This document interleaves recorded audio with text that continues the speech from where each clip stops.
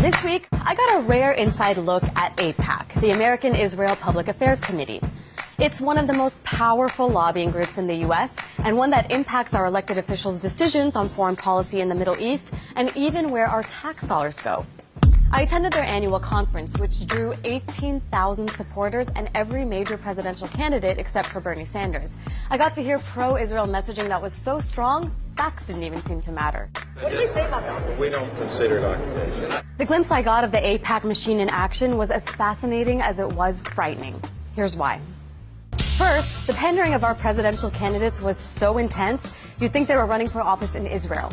America can't ever be neutral when it comes to Israel's security or survival. America will stand unapologetically with the nation of Israel. I'm a newcomer to politics, but not to backing the Jewish state.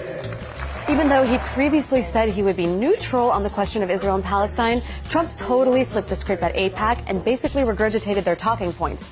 And he even prepared a speech for once. When I become president, the days of treating Israel like a second-class citizen will end on day one. Nothing quite got standing ovations at AIPAC like slamming the Iran deal. This is a deal that AIPAC lobbied hard against and spent millions trying to defeat, yet failed. When questioned outside the conference, AIPAC supporters said things like this. At the end of the day, the deal did pass. But inside, it was a different story. On the first day in office, I will rip this catastrophic Iranian nuclear deal to shreds. Another popular way to rally the crowd was by dehumanizing Palestinians and blaming them for the absence of peace. Palestinian children are raised in a culture that glorifies martyrdom and the willingness to die in the pursuit of killing or maiming Israelis. What I didn't hear was basic context, like the fact that Israel has kept more than 4 million Palestinians under a military occupation for decades, or that Israel continues expanding settlements on Palestinian land in violation of international law and long-standing U.S. policy. Those realities weren't criticized as major impediments to peace at all.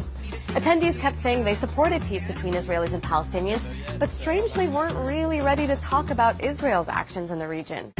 Lastly, AIPAC's 3-day conference ended with a massive lobbying effort.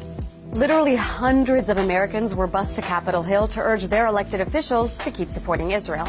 Our purpose is to talk about Israel. Nothing specific to your communities there. Nothing specific to our communities. Even high schoolers were assigned AIPAC talking points. AIPAC has like its 3 goals. So personally, I'm talking on the first topic, which is about Iranian aggressions. AIPAC's message to U.S. politicians is simple. Support Israel and we'll support you. And like other strong lobbies, they're effective. The U.S. gives Israel more than $3 billion of military aid each year, which Israel uses to advance its interests, even when they contradict our own. But seeing the lobby in action firsthand left me asking, is this how American democracy should work?